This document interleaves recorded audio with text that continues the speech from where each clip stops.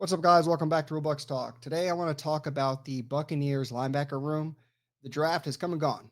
I was a big proponent of us trying to go out and get a linebacker based off of what last year looked like.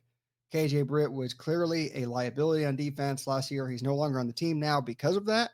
You saw the Falcons games where Kirk Cousins looked like an all world quarterback, throwing for damn near 500 yards in 2 games. And then the rest of the league looked like trash, to be honest. So KJ Britt moves on. He's no longer a Buccaneer. But did we fill it in with anyone? Let's go over that, right? So we clearly didn't draft anyone, even though I wanted one. But looking at the room, you still have Levante David, you have Servassier Dennis, you have Deion Jones, and you have Anthony Walker, who is the new signing. Yeah, you have a couple undrafted guys as well. We'll talk about that at a later date, like John Bullock. But let's talk about the main two, Levante David and Servassier. So Levante David, you know what you have, right? But he's getting older. He's going to be at 35 when the season starts. Does he fall off the cliff that so many people used to say, well, about Tom Brady? He's going to hit that cliff. He's going to fall off. It's going to look bad. Last year, people started saying that. Oh, Levante, he's falling off the cliff because his numbers don't look like they used to.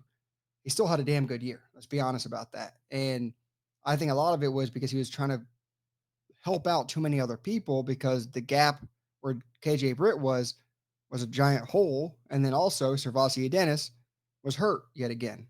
So if you're looking at Servassier Dennis, that's the bigger question mark for me. It's a one question mark of Levante David's age and can he continue to do it, how consistently he's been doing it.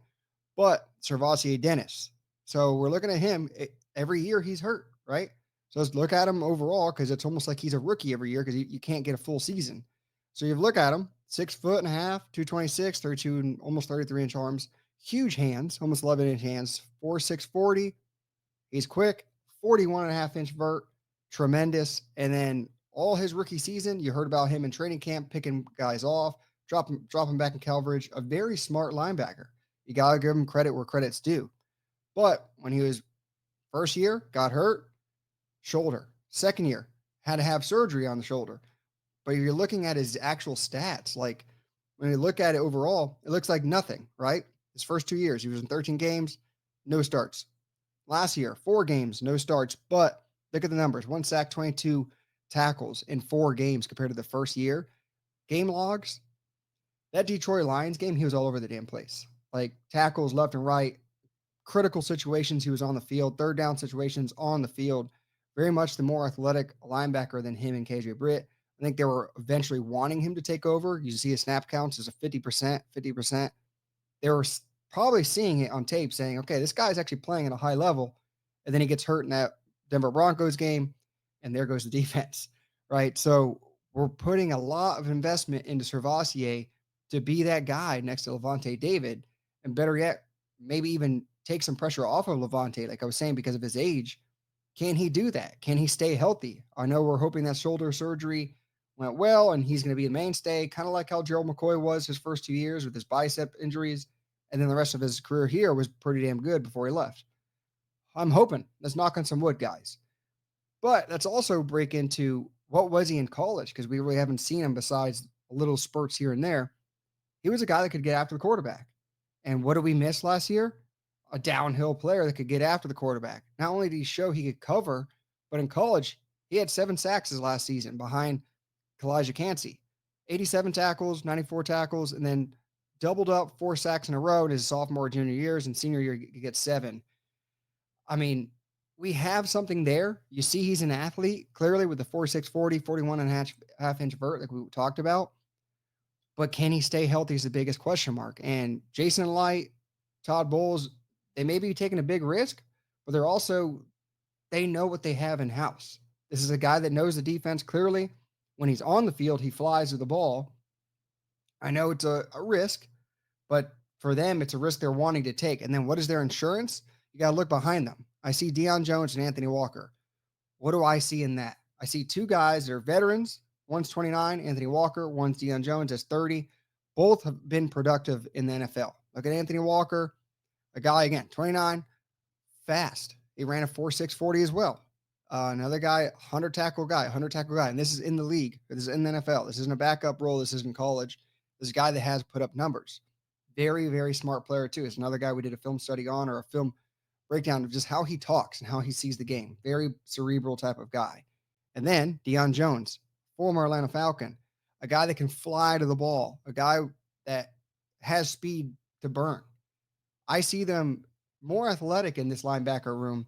And instead of just trying to risk it with a young guy to throw him in there into the fire, they have veterans behind Servassier Dennis. So if he does go down, they have guys like Anthony Walker and Deion Jones that have been known to put up numbers. And Deion Jones in the playoffs, I thought he was the best linebacker out there. Anytime he was on the field, he was making a tackle, getting in the path of the ball, or just being heady. Like so, I really, I'm not excited, but I can see the potential of what they're trying to do. So in case Servassier can't take the reins, they have more safe bets behind them. It's not question marks because both of them have tape in the NFL and have a mindset of a team aspect. And Deion Jones, at the end of his career, he just wanting to kind of be the guy to help out a guy. And also, if he gets to see the field, he's going to produce. It's not like it's last year when our cornerbacks went down. We had to throw out there Thunderberg and Josh Hayes, like young, wet behind the ears, however you want to call it. They had no clue they were learning on the go. No, there's no learning on the go, guys. These are Anthony Walker, Deion Jones, both have produced in this league at a high level to go along with Levante David. That's a very veteran room and a very smart room. Servassier Dennis, I'm hoping he does take the reins and just fly with it because when he's on the field, there's no knock on him. Like he does a lot of things well. He flies to the ball. There's no hesitation. He has good communication. He can get after the quarterback. I want to see it come to fruition this year and be a guy that can eventually take over and ease the burden of Levante David. But still, that's not future proofed. I know it's this year is this year, but Levante, you hope he's still the same type of guy. Next year, they're going to have to draft a linebacker, I would assume. But overall, the room itself right now, I can see what they're doing, right? I'm not necessarily scared, but I'm thinking about it, if you don't know what I mean. So overall, I want to hear what you guys think. What are your thoughts about this linebacker room, considering they didn't draft anyone? How comfortable are you with Servassier Levante being your starting inside linebackers and Anthony Walker and Deion Jones behind them? Because I think there can be a rotation where there's not much of a drop off. As in last year, the depth almost all across the defense, there was none of it. And if one guy went down, you were like, holy crap, we're going to be giving up 40. So, how do you guys think? What do you think about this Buccaneer inside linebacker room? And I mean, we're going to keep doing more film studies. This is an exciting time here at Real Bucks Talk. We're trying to expand little by little. Other than that, guys, let us know down below what you think of the Buccaneers linebacker room. And with that said, until the next one.